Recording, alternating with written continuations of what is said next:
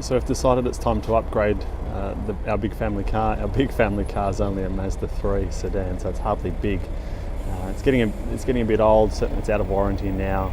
So starting to look around at replacements. I'm a massive fan of the Volkswagen Group cars, so I've had my way. I'd be down at the Volkswagen dealer looking at a Golf R-Wagon now. Realistically, do I really need to spend $50,000 or $60,000 on a car? No, it would be absolutely overkill. The financial advisor in me says it's crazy. Lucky I've got a wife that kind of keeps me in check with cars. I'm a big car nut. So she set me a budget much more realistic.